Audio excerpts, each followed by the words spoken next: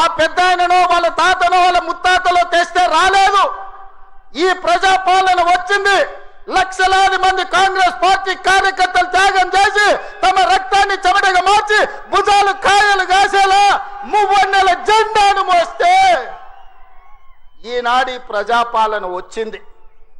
నీ నెత్తి మీద దరిద్రం ఉండి నువ్వు జగిత్యాలలో ఓడిపోతే ప్రజలు తిరస్కరిస్తే నీకు మంత్రి పదవి ఇవ్వకపోతే ప్రజాపాలన పోవాలనా?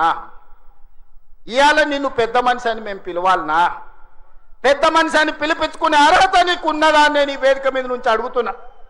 నేను అడుగుతున్నా, ఇవాళ పెద్ద మనిషిని ప్రజాపాలన ఎందుకు పోవాలి?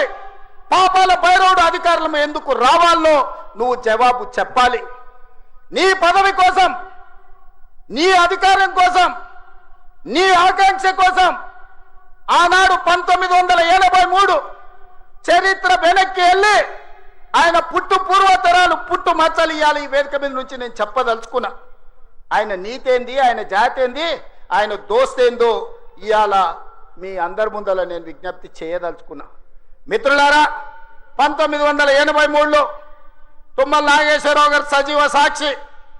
ఆనాడు అన్న పెద్దలు నందమూరి తారక రామారావు గారు యువ న్యాయవాదిగా జగిత్యాలలో న్యాయవాది పదవిని బాధ్యత నిర్వహిస్తుంటే పిలిచి భుజం తట్టి నీకు ఎమ్మెల్యే టికెట్ ఇచ్చి నీకు ఎక్సైజ్ శాఖ మంత్రి ఇస్తే సంవత్సరం తిరిగే లోపలనే అన్న ఎన్టీఆర్ను వెన్నుపోటు పడిచి నాదెండ్ల భాస్కరరావుతో జట్టు కట్టిన నువ్వు నాదెండ్ల భాస్కరరావు సోపతిని వదిలి కాంగ్రెస్ పార్టీలకు వచ్చి 40 సంవత్సరాలు పూర్తయింది.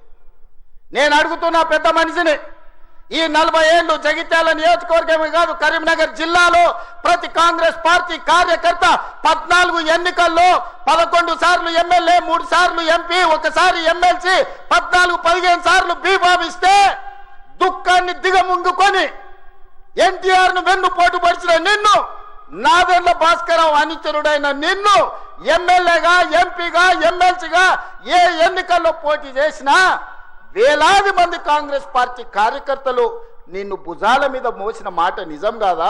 పల్లకిలో అసెంబ్లీకి పంపిన మాట నిజం కాదా? మిత్రులారా, 40 ఏళ్ళు నీ కోసం, నీ పదవి కోసం, నీ కుటుంబంలో జడ్పీటీసీ, ఎంపీపీ ఏ పదవి వచ్చినా నీ కుటుంబానికి ఇచ్చుకున్నా జగిత్యాల కాంగ్రెస్ పార్టీ కార్యకర్తలు మౌనంగా నీ కుటుంబానికి ఊడిగం చేసిన మాట నిజం కాదా?